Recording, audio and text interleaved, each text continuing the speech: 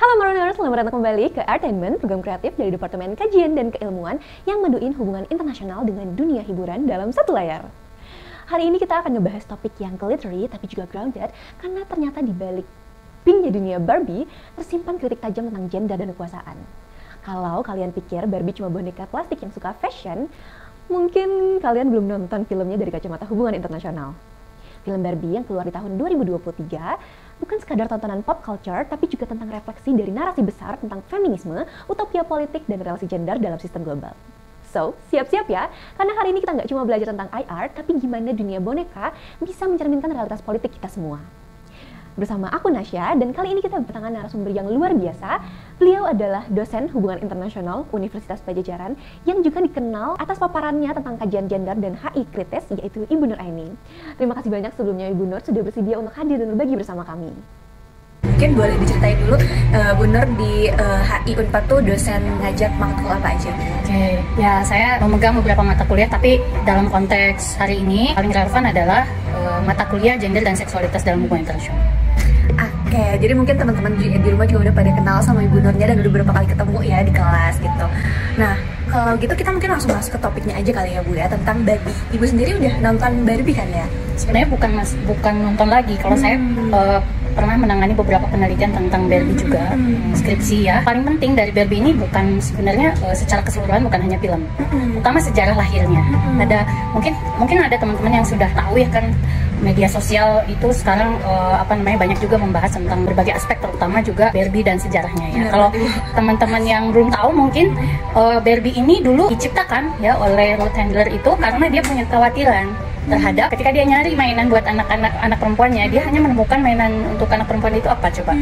Bayi-bayian gitu ya. Nah, sehingga dengan mainan yang ada di pasaran itu seolah-olah membatasi bahwa anak perempuan itu ya sebagai ibu atau dalam posisi gitu ya, mengurus rumah tangga, urusan-urusan domestik, mengurus bayi, atau misalnya mainan masak-masakan gitu ya, dapur, ya urusannya ya itu gitu ya. Nah, dengan keprihatinan tersebut ya dia kemudian kebetulan ya dia juga kan punya latar belakang yang memungkinkan, kemudian dia memutuskan untuk memulai usaha yang menciptakan itu ya mainan Barbie itu supaya anak perempuan itu bisa memproyeksikan gitu ya dirinya, bukan hanya tadi mengurus anak atau main masak-masakan, tapi juga dia bisa kemudian berimajinasi, bisa jadi dokter, bisa jadi astronot dan lain sebagainya.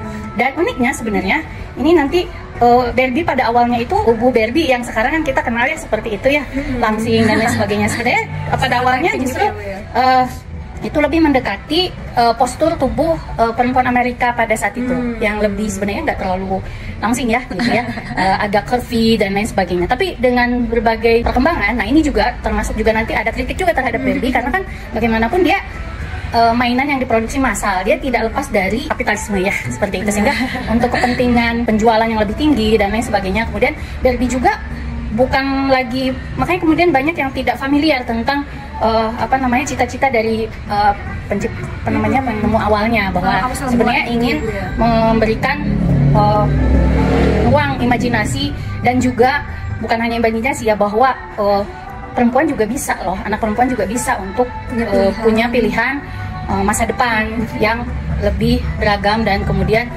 bukan hanya dalam konteks domestik ya, pekerjaan atau ruang lingkup domestik, tetapi juga di dalam berpartisipasi di ruang publik gitu ya. Nah, nanti ada banyak kritik terhadap Barbie juga karena mulai perkembangannya ada beberapa yang kemudian yang paling dominan satu, bahwa Barbie itu terlalu white women bias gitu ya, baik dari bentuk tubuh maupun dari berbagai aksesoris gitu ya. Dan kemudian tambah lagi dengan bentuk tubuh Barbie itu dianggap kemudian memberikan pengaruh kepada cara pandang perempuan terhadap tubuhnya yang beauty standar yang kemudian sebenarnya tidak real gitu ya, tidak selalu bisa merepresentasikan tubuh perempuan yang sebenarnya juga beragam gitu ya, bukan hanya cita-cita perempuan gitu ya, bukan hanya potensi perempuan yang beragam, tetapi tubuh perempuan juga beragam, kecantikan perempuan juga beragam gitu ya, seperti itu. Oke, menarik banget Ibu. Sebelumnya kita tadi dijelasin asal mula atau sejarah dari Ruth Handler, pencipta Barbie. Sebenarnya ini menarik banget Ibu, karena kita di Kajima sendiri itu punya program kerja namanya RFO kan. Itu kita ngerilis kajian tiap bulannya, dan waktu awal-awal di bulan April itu salah satu direktorat kita, direktorat non tradisional, dan kebetulan itu aku dan Adel juga yang megang. Kita ngebahas soal Barbie, dan di situ jadi kita juga ngebahas sedikit tentang asal mula sejarahnya dan kritik dari film itu sendiri. Jadi mungkin buat teman-teman yang belum baca, nanti bisa dibaca di medium yang kita punya. Oke, jadi kita tadi udah ngomongin tentang ada nyinggung tentang representasi Barbie gitu ya Ibu. Kalau gitu, apakah representasi Barbie yang dominan merepresentasikan kritik terhadap invisibilitas perempuan di HI tradisional? Menurut Ibu gimana tuh? Ya, saya kira gini ya, kalau kita bicara soal perempuan dan hubungan internasional, sudah jelas bahwa hubungan internasional itu sejak awal adalah gender field, bidang yang sangat bias gender, gitu ya, bidang yang sangat bias gender, dan sangat terpengaruh apa yang disebut dengan hegemonic masculinity. Jadi ya, jadi maskulinitas hegemonik, sehingga segala sesuatu kemudian diukur dari cara pandang atau standar laki-laki, gitu kan, seperti itu, gitu ya. Bahkan ketika misalnya ada pemimpin perempuan itu baru bisa dinilai dia itu berhasil atau tidak, itu ketika dia memenuhi standar laki-laki. Misalnya termasuk juga misalnya mendukung perang dan lain sebagainya, gitu ya. Dan ada banyak misalnya ketika kita bicara soal perempuan yang kuat itu kayak gimana ya, perempuan yang kuat itu bagaimana, gitu ya. Perempuan yang bukan hanya di HI, terutama kalau kita bicara tadi ya kepemimpinan, atau ketika yang disebut pahlawan perempuan itu seperti apa sih? Nah, dalam pikiran budaya populer itu sangat-sangat terlihat itu yang disebut dengan hegemoni atau maskulinitas hegemonik yang sudah mengakar, gitu ya.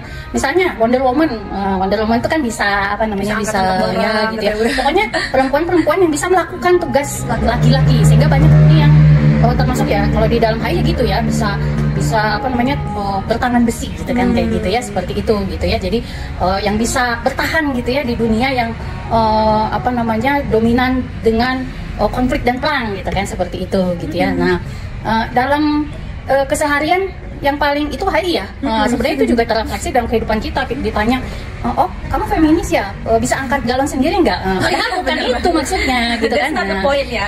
That's not the point, tapi memang itu yang terjadi dari dalam pengalaman perempuan, dari kehidupan sehari-hari sampai tadi ya, dunia di dalam konteks hubungan internasional, gitu ya. Benar banget, karena biasanya kita ngebahas kalau misalnya ngomongin tentang gimana sih perempuan yang kuat itu biasanya ya pakai ngeliatnya standar laki-laki gitu, misalnya kayak bisa ngangkat galon, bisa ngangkat beras mungkin gitu, kan kayak sebenarnya bukan itu ngomongin tentang feminisme gitu ya. Kalau gitu Bu, dapatkah konsep utopis feminis ini tuh dalam Barbie bisa dibandingkan dengan kalau misalnya kita ngaitin sama kebijakan luar negerinya feminis di dunia nyata nih, bisa nggak sih dibandingin konsep utopia feminis dalam Barbie itu dibandingin dengan realitanya di dunia nyata gitu? Nah, karena ini tadi juga udah menyebut soal film Barbie ya, kita merujuk aja ke film Barbie-nya dulu. Kita lihat film Barbie itu kan membandingkan sebenarnya ada dua dunia yang sudah Barbie Land dianggap Barbie Land yang sudah dianggap kemudian mewujudkan, gitu ya, imajinasi bahwa perempuan itu memiliki peran yang hampir tidak terbatas, dan satu lagi adalah di dunia nyata sebenarnya, real world. Tapi sebenarnya penggambaran itu bukan tanpa kritik, gitu ya. Kata utopia itu benar kalau kita bicara soal Barbie Land. Kenapa? Karena di Barbie Land itu juga kalau kita lihat, kalau salah satu masalah dalam utopia itu sesuatu yang wah kayaknya sesuatu yang ideal, gitu ya. Tapi dalam konteks utopia bukan hanya nilai ideal yang kita bisa lihat. Dan kenapa utopia itu bisa menjadi masalah? Karena biasanya dalam konteks utopia, termasuk tadi ya Barbie Land sebagai salah satu perwujudan utopia dari gagasan feminisme, gitu ya, itu karena cenderung mengabaikan aspek-aspek lain di luar tadi ya, gagasan-gagasan utama ya dari feminisme. Salah satunya apa? Ternyata di dalam Barbie Land juga ada loh apa namanya, marginalisasi terhadap siapa? Kan harusnya feminisme itu kan menghilangkan gender gitu ya. Ada kesetaraan atau keadilan gender ya. Sekarang bukan hanya equality tapi equity, gitu ya. Bukan hanya kesetaraan tapi keadilan gender, gitu ya. Nah, kalau di Barbie Land kita lihat bahwa laki-laki itu termarginalisasi, gitu ya. Dianggap kemudian posisinya berbalik, gitu ya. Nah, kalau kita lihat Barbie Land itu sebenarnya lebih merepresentasikan pandangan feminisme radikal yang kemudian ingin tadi ya mengubah atau mengubah posisi tadinya laki-laki yang berkuasa jadi perempuan yang berkuasa. Nah, tapi nanti ada aliran feminis lain yang itu mengkritik bahwa apakah dengan kemudian mengambil kekuasaan menjadi tadinya yang memegang kendali itu laki-laki dan kemudian sekarang perempuan, apakah akan tercipta situasi yang setara dan adil, gitu ya. Tapi ternyata kan tidak, gitu kan. Dan ternyata juga terpisah kan Barbie Land dengan dunia nyata itu. Orang-orang dari Barbie Land itu ketika masuk ke dunia nyata terheran-heran. Itu juga menggambarkan secara simbolik bagaimana perempuan-perempuan yang menganggap dirinya sudah terberdayakan gitu ya, perspektif bahwa pemberdayaan atau pengalaman perempuan itu bisa sangat kompleks dan beragam gitu ya. Ini yang disebut dengan white women syndrome gitu ya. Jadi perspektif dari sudut pandang dari perempuan kulit putih yang kemudian karena mereka merasa lebih walaupun mereka sadar bahwa ada banyak hal juga dalam kehidupan mereka yang masih belum sepenuhnya mencapai tadi ya idealnya kesetaraan atau keadilan yang diharapkan, tetapi mereka merasa lebih baik gitu posisinya dibandingkan dengan perempuan-perempuan yang sehingga kemudian kadang menjadi masalah karena mereka menggunakan perspektif mereka untuk melihat pengalaman perempuan misalnya di negara-negara. Kalau sekarang istilahnya ada global north dan global south. Nah, perempuan-perempuan kulit putih itu kan rata-rata di global north ya, melihat perempuan di global south gitu ya. Salah satunya misalnya jilbab. Kamu tuh pakai jilbab karena itu kan domestifikasi perempuan. Jilbab itu simbol opresi, tanpa mau melihat bahwa sebenarnya jilbab itu bukan hanya sekedar opresi dari kepatuhan terhadap patriarki gitu ya, tetapi ada di situ pengalaman-pengalaman perempuan yang diekspresikan dan kemudian memilih jilbab sebagai salah satu ekspresi dirinya gitu ya, identitas dirinya gitu, bukan hanya sekedar tadi simbol opresi aja. Nah gitu. Nah jadi dalam film Barbie itu sebenarnya banyak hal yang kita ya sebagai orang HI bisa melihatnya secara kritis, jangan hanya melihat oh iya ini Barbie Land itu sebagai satu standar ternyata enggak, dan penggambaran gendernya juga kan sangat terbatas ya, maksudnya laki-laki dan perempuan, mungkin ada yang trans gitu ya, tetapi itu sangat terbatas sekali. Kita harus melihat itu secara kritis. Tapi bukan berarti apakah kemudian gagasan feminisme yang ada di dalam film Barbie yang saya tadi sampaikan lebih cenderung mewakili feminis radikal itu salah? Enggak juga gitu ya gitu. Walaupun cenderung ya itu enggak, mungkin feminis radikal juga enggak, kita enggak akan seperti itu, tapi cenderung begitu dengan asumsi penggantian posisi siapa yang berkuasa dan siapa yang dikuasai tadi kan ya, seperti itu gitu. Jadi intinya adalah kalau dalam konteks HI sendiri, apalagi dalam konteksnya yang terkait dengan kebijakan negara seperti foreign policy gitu ya dan lain sebagainya, tentu kita harus melihatnya itu bukan sesuatu yang sederhana ya, tetapi itu menjadi sesuatu yang kompleks. Tapi bukan berarti justru karena kompleks isu gender ini menjadi lebih harus diperhatikan. Nah, saya kira sekarang itu ada banyak kajian-kajian tentang feminis foreign policy yang kemudian juga selain feminis foreign policy, teman-teman juga bisa lihat bagaimana sejarah pembentukan SDGs ya, dari MDGs ke SDGs itu adalah salah satunya dipengaruhi oleh suara dari kelompok-kelompok perempuan yang melihat bahwa pembangunan internasional itu selain cenderung hanya dari perspektif negara maju, tetapi kurang memberikan ruang kepada kepentingan-kepentingan kelompok rentan gitu ya, terutama bukan hanya perempuan sih gitu ya, tapi di dalamnya pasti ya ada perempuan, anak-anak, dan juga kelompok-kelompok marginal lainnya seperti misalnya indigenous people dan lain sebagainya gitu. Itu jadi kalau menurut saya kita harus melihat film ini ya ditonton dengan kacamata, kalau kita sebagai penstudi hubungan internasional bukan hanya sebagai hiburan saja, tetapi dengan kacamata yang kritis. Jadi kita belajar istilah baru ya. Jujur aku juga sebenarnya udah pernah mendengar tentang keadilan gender itu, tapi mungkin belum pernah ngegali lagi lebih dalam. Jadi kayak sebenarnya selama ini taunya hanya sebatas konsep kesetaraan gender, tapi sekarang kita sudah lebih mementingkan juga tentang keadilan gender gitu ya Bu ya.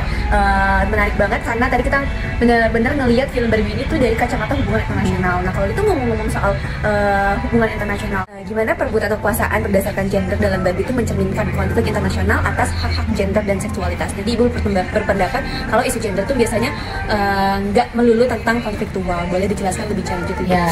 Jadi pendekatan terhadap isu gender ini lebih banyak secara apa yang disebut dengan deliberasi. Deliberasi itu seperti apa? Jadi tentu mengangkat isu dulu tentang berbagai isu gender ya dalam berbagai fenomena gitu ya, dalam berbagai isu besar seperti ekonomi, politik, keamanan dan lain sebagainya gitu ya.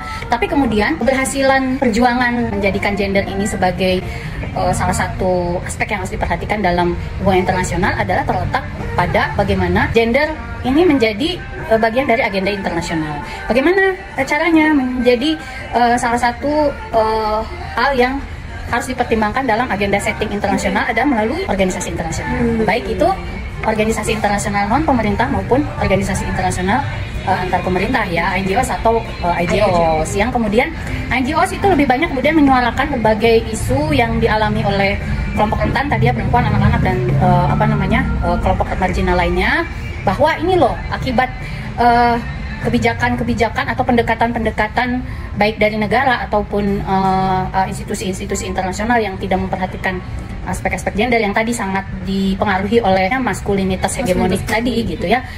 Ada banyak masalah baru yang justru akan bukannya menyelesaikan gitu ya konflik atau menyelesaikan masalah-masalah internasional yang sebelumnya mau diselesaikan, tetapi malah menambah masalah. Salah satunya misalnya itu tentang ketika negara-negara itu tahun 80-an, 70, 80 sampai mungkin awal 90 ya, negara-negara sangat ketakutan dengan ledakan penduduk. Nah, sehingga kemudian di beberapa negara itu mereka dan juga didukung ya oleh organisasi atau institusi internasional untuk membatasi penduduk itu. Salah satunya adalah program, kalau di kita apa namanya, keluarga berencana gitu ya. Kalau di negara-negara lain banyak. Nah, keluarga berencana itu siapa sasarannya? Laki-laki atau perempuan? Perempuan. Sehingga perempuan kan yang kemudian yang diatur tubuhnya untuk tadi mewujudkan kebijakan yang mencegah terjadi ledakan populasi tadi gitu. Tapi ternyata hal tersebut menimbulkan bencana demografis di beberapa negara, salah satunya misalnya di Republik Rakyat Cina yang kemudian dengan one child policy itu ada berbagai isu terjadi gitu ya. Mereka menghadapi penurunan jumlah populasi dan kelompok produktif yang akan berpengaruh juga terhadap masa depan negara. Ada negara-negara lain seperti di Asia sendiri selain Korea, ada Jepang. Di Eropa sudah banyak, bahkan dari berbagai kajian itu kalau itu terus berlangsung, maka kemudian suatu saat negara itu mungkin hilang, bukan karena perang, tetapi karena memang penduduknya sudah tidak ada gitu kan, seperti itu ya, seperti itu gitu. Nah, itu yang kemudian berupaya oleh para aktivis ya ataupun para pemerhati isu-isu perempuan ini, kemudian tadi yang saya bilang secara deliberatif gitu ya, secara kemudian pembangunan wacana untuk keadilan perempuan itu tidak seperti membalik telapak tangan bahwa kalau semua pemimpinnya perempuan pasti kemudian terjadi keadilan gender. Belum tentu. Kalau misalnya si pemimpin perempuan itu masih tadi ya berpikir dengan mindset hegemonic masculinity, maka dia sebenarnya tidak sungguh-sungguh kemudian memahami isu perempuan gitu kan, seperti itu. Jadi itu terjadi di banyak negara, salah satunya di Indonesia. Misalnya Indonesia ngejar representasi perempuan di legislatif ataupun di eksekutif ya gitu. Banyak sekarang perempuan yang jadi anggota legislatif, anggota dewan, ataupun jadi kepala desa ataupun kepala daerah. Tapi apakah kemudian mereka itu merepresentasikan cita-cita atau visi gender? Enggak. Lebih banyak adalah perpanjangan tangan dari para penguasa laki-laki yang terbatas oleh mungkin misalnya masa jabatan dan lain sebagainya. Yang terjadi seperti itu gitu. Jadi ini kompleks masalahnya, sehingga isu perempuan itu memang sangat kompleks karena seringkali perempuannya sendiri pun tidak sudah ada dalam konteks tadi mindset yang cara sadar ataupun tidak ya gitu, tidak sungguh-sungguh memahami apa itu keadilan gender, apa itu kesetaraan gender atau keadilan gender gitu ya. Oke, mungkin punya keterbatasan waktu, boleh dikasih closing statement Ibu tentang feminisme dan Barbie itu sendiri. Mungkin kayak untuk orang-orang yang masih salah paham tentang feminis gitu ya. Mungkin orang-orang mikirnya feminis itu hanya mengutamakan agenda perempuan, padahal enggak. Kita ngomongin tentang kesetaraan dan keadilan gender. Mungkin boleh Ibu closing statementnya untuk entertainment kali ini. Ya, intinya adalah tuh gender dan feminisme ini tentu perlukan tadi cara berpikir atau mindset yang kritis gitu ya. Kenapa? Karena isu perempuan itu sangat kompleks, isu gender juga sangat kompleks, yang bukan hanya soal perempuan aja, mungkin laki-laki juga ada di situ, terdampak di situ kan, seperti itu gitu ya. Sehingga yang paling penting itulah critical thinking dalam melihat isu gender itu gitu ya. Jangan sampai kemudian terjebak pada pandangan-pandangan yang sempit, dan juga kita harus menyadari bahwa pemahaman tentang berbagai isu sosial itu selalu memerlukan keterbukaan pikiran kita bahwa isu sosial itu selalu berkembang. Ya, sehingga itu yang harus diperhatikan, bahwa dulu kan kita tidak membicarakan kekerasan gender berbasis online misalnya, karena belum ada internet. Sekarang ada. Nanti kedepannya mungkin ada hal-hal lain yang kita juga perlu perhatikan gitu ya. Jadi critical thinking, open-mindednya itu ya terhadap berbagai dinamika perkembangan sosial masyarakat, baik secara lokal, nasional maupun global. Oke, terima kasih banyak Ibu Nur. Tadi Ibu Nur juga mention tentang kasusnya atau yang baru banget kejadian tentang statement yang dikeluarkan sama Fadlizon. Teman-teman Kajima juga nanti punya eksklusif yang kita ngeluarin tentang ngebahas tentang Fadlizon. Jadi ditunggu, stay tune di Instagram HI Unpa. Gak kerasa ya, kita udah berada di penghujung sesi entertainment kali ini. Dari dunia Barbie Land yang serba pink, kita berhasil nyebrang ke realitas politik yang penuh lapisan. mulai dari teori feminis, kebijakan luar negeri. Melalui film Barbie, kita diajak mikir ulang siapa yang punya kuasa, siapa yang diabaikan, dan gimana imajinasi itu bisa jadi alat untuk ngebongkar ketimpangan. Terima kasih banyak Bu Nur Eni atas insight yang luar biasa dan membumi. Dan gak lupa, terima kasih banyak juga teman-teman yang udah jadi bagian di Artainment kali ini, karena diskusi kritis itu selalu seru kalau dijalaninya bareng-bareng. Kajian HI gak harus selalu kaku dan eksklusif. Seperti kata Barbie, you don't have to be extraordinary to matter, you just have to be seen. Sampai ketemu di Artainment berikutnya. Terus kritis, terus kreatif, dan jangan takut untuk berpikir out of the doll box. Ciao Barbie!